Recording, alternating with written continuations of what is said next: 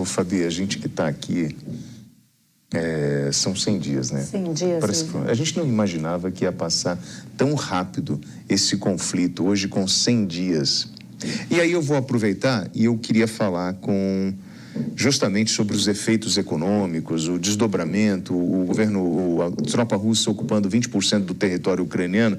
Eu queria chamar o coronel da reserva e mestre em ciências militares pela ICM, Paulo Filho. Coronel Paulo Filho, muito boa noite. Obrigado pela gentileza de atender a Jovem Pan News. São 11h08. Paulo, não sei se você teve essa percepção, né? Como passou rápido esses 100 dias? Para gente que está vendo o conflito de longe, mas imagino que para quem está no território, né, em conflito, a coisa é muito difícil. Você tinha essa perspectiva de levar tanto tempo esse confronto na Rússia, ou era uma pura ingenuidade minha, por exemplo, achar que nós conseguiríamos resolver rápido através da diplomacia? Paulo, eu acho que o seu microfone está fechado. Vamos fazer um teste de novo? Pode falar. Estava funcionando até agora. Foi, agora chegou para a gente. Obrigado, Paulo. Desculpa. Não, imagina. Um prazer estar com você mais uma vez, William, Fabiana, com todos os telespectadores da Jovem Pan. Não, William, você estava pensando como 90% dos analistas, 99% dos analistas, né? Todos nós acreditávamos que essa seria uma campanha rápida, pela grande disparidade de poder militar entre a Rússia e a Ucrânia, pelo impulso que nós vimos inicialmente, pela concentração de meios na fronteira, pelas 5 direções táticas que eles atuaram desde o início, né, do norte em direção a Kiev, no leste, no sul. Nós imaginávamos que seria um conflito rápido, mas a Ucrânia ofereceu uma resistência muito mais tenaz, muito mais forte do que o esperado. Essa resistência acabou estimulando as potências ocidentais a armarem, né, a Ucrânia, armarem fortemente a Ucrânia. A Ucrânia tem recebido equipamentos militares cada vez mais avançados e tem conseguido resistir por bastante tempo. Embora nós tenhamos visto nesses últimos dias que a Rússia tem já quase conseguiu conquistar completamente a província de Luhansk, conseguiu conquistar quase todo o Donetsk e o sul da Ucrânia.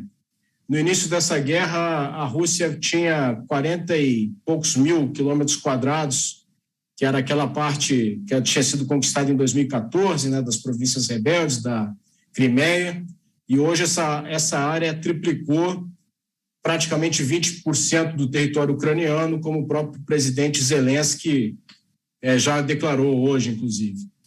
Mas a guerra demorou 100 dias e ninguém pode prever hoje, William, quando que ela vai acabar. Infelizmente, não está no radar ainda, ninguém consegue afirmar quando ela vai acabar, até porque ninguém sabe exatamente quais são os objetivos que os russos se impuseram.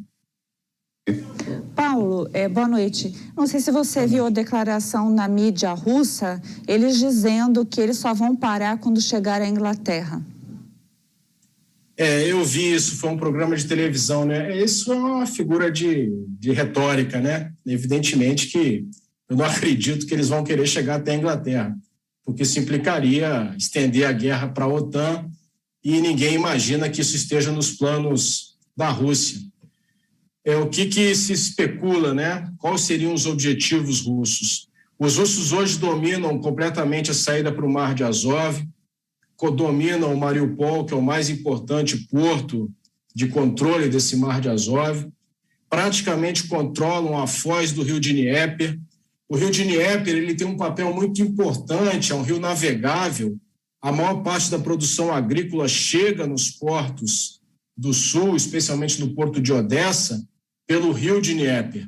Então, a foz do rio Dnieper, que é nas proximidades de Kherson, é muito importante esse controle do ponto de vista geoestratégico. E os russos praticamente dominaram já essa foz desse rio. Se os russos seguirem até Odessa e conquistarem 100% do litoral sul da Ucrânia, tirarem o litoral da Ucrânia e tendo conquistado essa região, que embora tenha cerca de 20% só do território, como disse o presidente Zelensky, é cerca de 90% da produção agrícola, da produção de petróleo, onde estão as maiores riquezas da Ucrânia, estão nessa porção leste do país. Praticamente inviabiliza a Ucrânia como um Estado independente, de modo que os ucranianos ainda devem oferecer uma forte resistência, porque eles sabem que, se isso acontecer, o país vai ficar praticamente inviabilizado. Então, dessa forma, a gente não tem como prever até onde os russos vão, na minha opinião, Fabiana. Não acredito que eles queiram ir efetivamente até Stonehenge, que foi o que eles disseram, né, na Inglaterra. Então, quase 7 milhões de ucranianos já deixaram o país.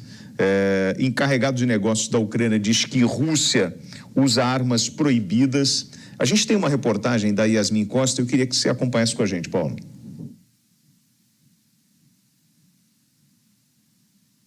Desde o início do conflito, quase 7 milhões de ucranianos precisaram deixar o país. Cerca de 500 mil foram deportados para a Rússia sem direito de voltar para casa. O conflito segue sem previsão de fim. O encarregado de negócios da Ucrânia no Brasil confirmou que, neste momento, na região de Donbás, a Rússia tem 20 vezes mais equipamentos militares que a Ucrânia. A Rússia está usando as armas proibidas pelas convenções internacionais. São bombas de fósforo, as munições de fragmentação e minas antipessoal. A Rússia está deliberadamente destruindo a infraestrutura civil. Anatoly ainda afirmou: a Ucrânia quer paz, mas preservando o território. Nós não sacrificaremos o nosso território soberano pela paz com a Rússia. Não é aceitável as negociações sobre a soberania e integridade territorial. As autoridades ucranianas avaliam que a guerra entrou numa fase de conflito prolongado e eles só devem ser encerrados com a exaustão de ambas as partes. Os russos já avisaram, não vão interromper o que eles chamam de operação enquanto não alcançarem todos os objetivos. O encarregado ucraniano também atribuiu ao governo russo a responsabilidade pela crise alimentar. Segundo Anatoly, os russos estão bloqueando portos por onde a Ucrânia levava grãos a outros países. Os ucranianos agora estão organizando um plano para reconstruir a nação. Ao longo prazo, o custo dessa reconstrução pode custar pelo menos 600 bilhões de dólares. O princípio deste plano é que vamos reconstruir o país junto com outros estados do mundo. As parcerias serão estabelecidas para cada cidade e com cada país parceiro. Neste momento, mais de 40 países estão apoiando a Ucrânia no processo de reorganização. Paulo, coronel, nós temos aí hoje, no 100º dia, bombardeios em Donbás, e o senhor falava do rio Dnieper. A Rússia, ela chegou a atacar Kiev, mas ela retrocede e vai para o leste e sul da Ucrânia e trabalha muito no que o senhor falou desse acesso ao Mar Negro. Porém, lá no início ou no meio desse período que nós chegamos agora, nós tínhamos a teoria de que a Rússia poderia dividir a Ucrânia usando como parâmetro o rio Dnieper. Isso está descartado? Não está descartado não, William. É uma possibilidade, porque seria um rio obstáculo, né, que a gente chama no jargão militar. É muito melhor você colocar uma fronteira, estabelecer uma fronteira em cima de um rio obstáculo, de um rio largo, um rio volumoso como é o rio Dnieper. Agora, até chegar lá, tem muito chão pela frente, né? Tem cidades importantes, tem a cidade de Dnipro, que se especulava, ela fica mais ou menos no centro do país, bem no rio Dnieper, se especulava que seria um objetivo de cerco, né? Logo no início da operação, que se falava que os russos viriam num movimento de duplo envolvimento, uma pinça, como o pessoal chama, né? Uma de nordeste, uma de sul, e essa pinça se encontraria em Dnipro, que é uma cidade no rio Dnieper. Como os russos tiveram muita dificuldade no início das operações, eles resolveram acertadamente, do ponto de vista militar, do ponto de vista do emprego tático operacional, concentrar seus meios, utilizar um princípio de guerra chamado princípio da massa e concentrar os seus meios na região do Donbas, que era a região mais fortemente defendida pelos ucranianos. E com isso eles conseguiram empurrar lentamente, mas vem empurrando consistentemente as defesas ucranianas para fora dessa região. E agora eles estão combatendo lá na região de Severodonetsk, que é uma cidade industrial importante, a última cidade importante a ser conquistada na região, na província de Luhansk. Então, eles, vamos dizer assim, eles deixaram seus objetivos aparentemente mais modestos, mas isso pode ser só uma primeira fase do plano. Ninguém sabe exatamente até onde eles querem ir. Como foi dito na reportagem, os russos afirmam que só vão parar quando atingirem seus objetivos. Só que somente eles sabem quais são esses objetivos, né? Fabi. Paulo, eu estava aqui tentando relembrar esses 100 dias e principalmente os horrores da guerra, e a gente já tem estabelecido aí Bucha, Mariupol, Azovstal e tantas outras ali que daria para citar. Mas principalmente a gente ainda não tem o número de civis que foram mortos, mas a gente tem esse número gritante aí de 7 mil refugiados, fora a população em deslocamento que não está mais ali naquela parte da Ucrânia e teve sua vida completamente mudada, modificada. O quanto isso, na história das guerras, e você que fala bastante de fases da guerra, o quanto isso pode fazer com que a Ucrânia não seja mais o país que ela já foi algum dia? Quanto tempo demora-se, supondo-se que amanhã tivesse uma situação maravilhosa de diplomacia que resolvesse esse conflito? Fabiana, é uma situação dificílima, né? Essas pessoas, esses milhões de pessoas tiveram suas vidas completamente afetadas, boa parte delas perderam tudo e, ao final da guerra, vão ter que reconstruir suas vidas.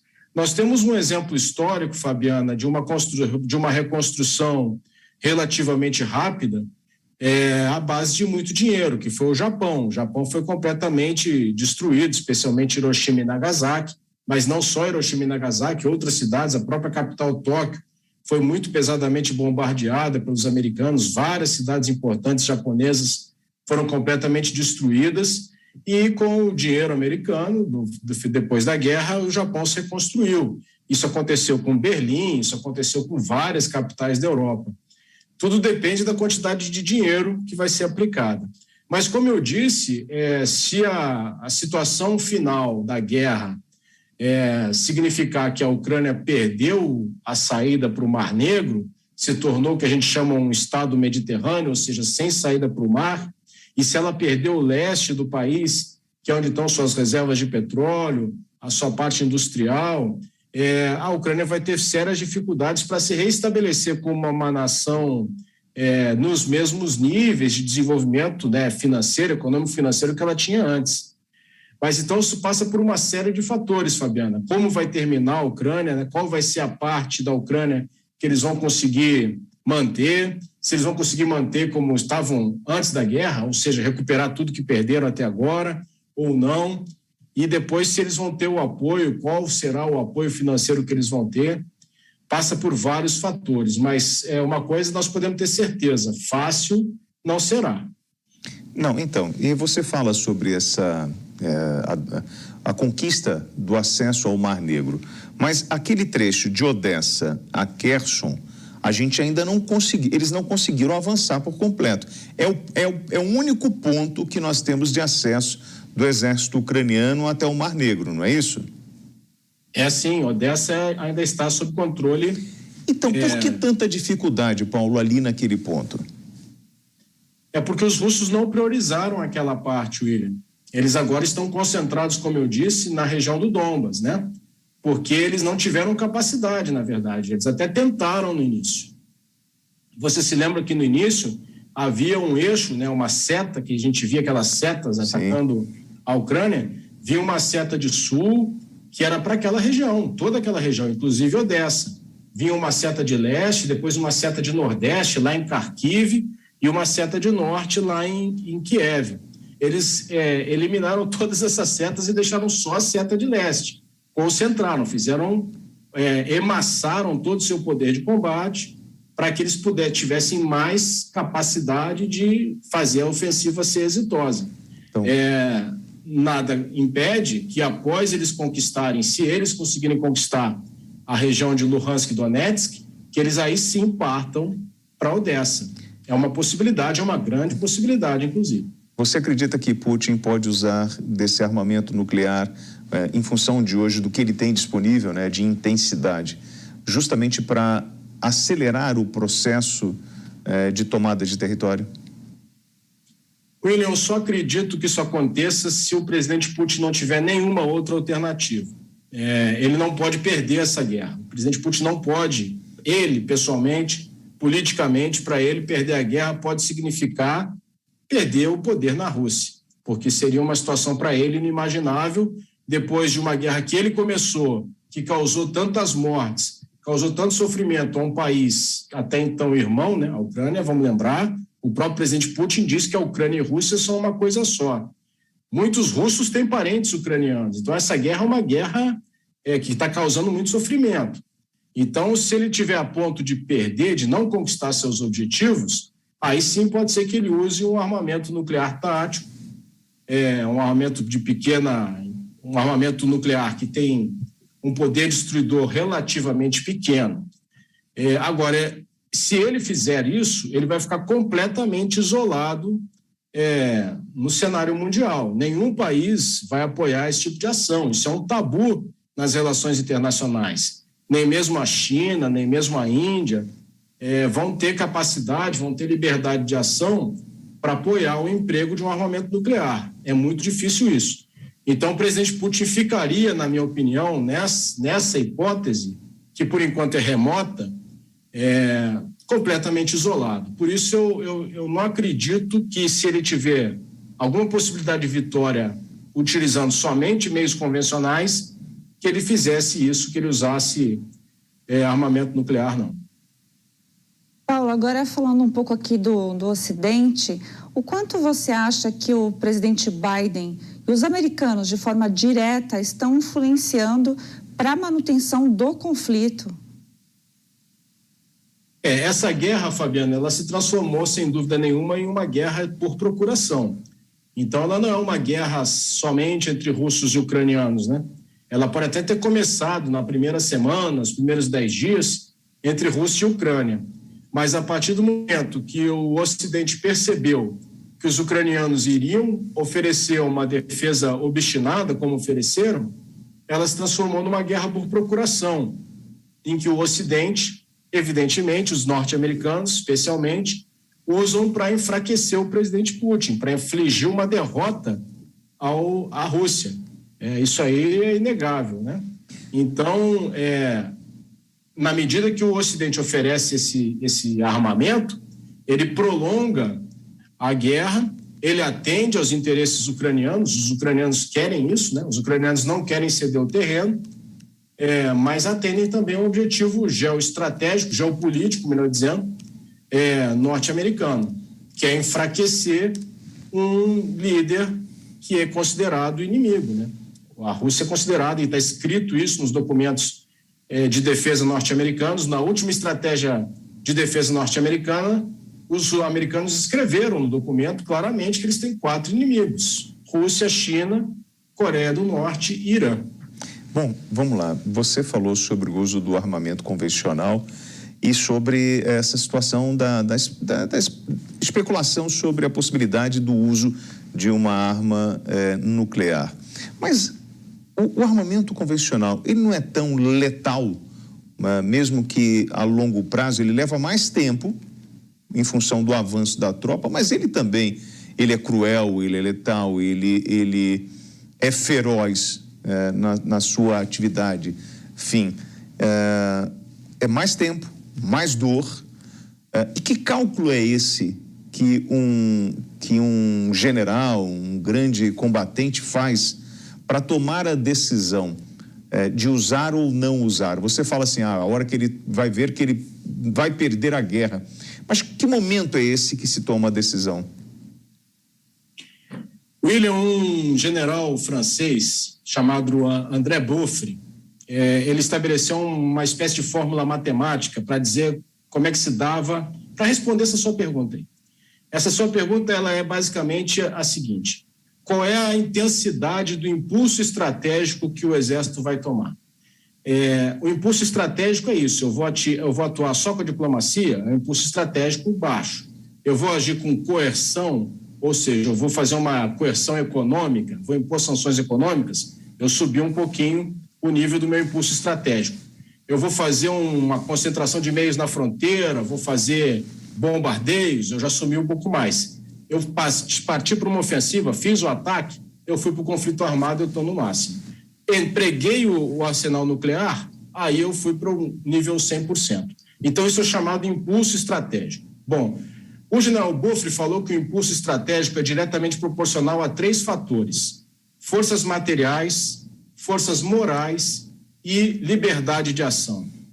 As forças materiais são o que o Exército tem, de armamento, equipamento, pessoal.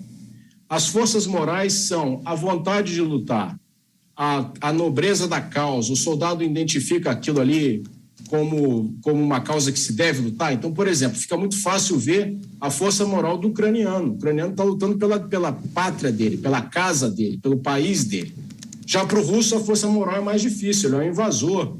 Às vezes ele não entende bem o que ele está fazendo isso, então a força moral é um pouco mais fraca. E, finalmente, o K, que é a liberdade de ação. Essa liberdade de ação está diretamente relacionada ao emprego do armamento nuclear. Liberdade de ação perante quem? Perante a própria opinião pública interna, perante a opinião pública internacional. Então, como é que um país é visto se ele usa o armamento nuclear? Ele tem essa liberdade de ação? Quais serão as consequências do emprego do armamento nuclear? Vão ensejar uma retaliação nuclear por parte do Ocidente? Então, se vai ensejar uma retaliação, eu não tenho liberdade de ação de empregar. Embora eu tenha a força material, eu tenha a força moral, eu não tenho a liberdade de ação para empregar. Então, o que restringe o uso do armamento nuclear? O que restringe o uso do armamento nuclear é a liberdade de ação, é a quantidade de sofrimento que eu vou impor à população civil inimiga, é o tabu do emprego do armamento nuclear. O armamento nuclear nunca mais foi empregado depois de Hiroshima e Nagasaki, então é o tabu, é o temor da retaliação nuclear e a mútua destruição assegurada. Então, são uma série de fatores que restringem a liberdade de ação do emprego do armamento nuclear. Você tem razão, o emprego do armamento convencional durante 100 dias talvez cause no final mais mortes, mais sofrimento do que se a Rússia tivesse jogado uma bomba nuclear no primeiro dia. Mas quem vai fazer isso? A Rússia não tem, nenhum país do mundo tem essa liberdade de ação. Por quê? Porque ela vai se tornar um pária internacional, vai sofrer embargos de todo mundo, vai virar um pária, é um tabu. Então, eu não sei se eu consegui me expressar com clareza aí, William. Para a Fabi, eu peço licença a ela, porque assim, foi essa conta que fizeram em Hiroshima e Nagasaki? A conta foi para acelerar o fim da guerra. Essa foi Hiroshima e Nagasaki, nunca tinha sido empregado. Então, foi se empregar para ver o que acontecia. Ó, tem uma bomba nova aqui, vamos ver o que acontece. Então, nunca tinha sido empregado. 2, para acelerar o fim da guerra. 3, já se sabia que os russos iam ser os inimigos da Guerra Fria. Foi para mostrar para a Rússia. A Rússia não tinha armamento nuclear ainda. Olha aqui o que eu tenho, essa novidade. E mostraram. Então, foram basicamente esses 3 fatores, né, que ensejaram o uso de Hiroshima e Nagasaki. Fabi. Paulo, aí desse ponto de vista, você acha que não complica muito nessa avaliação, já que a Rússia apresentou os mísseis hipersônicos e surpreendeu o mundo até com isso? Então, não necessariamente ela precisaria usar equipamento nuclear. E outra pergunta já vinculada, não seria um balão de ensaio a própria invasão na Ucrânia, porque nos tempos atuais, com as relações internacionais, a gente não viu nenhuma invasão nessa escala, dessa proporção, numa democracia plenamente estabelecida como nós vimos na Ucrânia?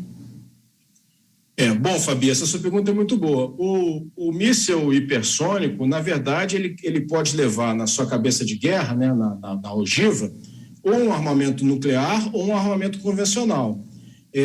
No caso, os russos estão usando um armamento convencional, um explosivo convencional. A única vantagem do míssil hipersônico é que ele é muito mais difícil, praticamente impossível, que ele seja interceptado pelos sistemas antiaéreos inimigos, pelas baterias Patriot, por exemplo, que são, ou por aquele Iron Dome que a gente se acostumou a ver nos vídeos lá de Israel, né?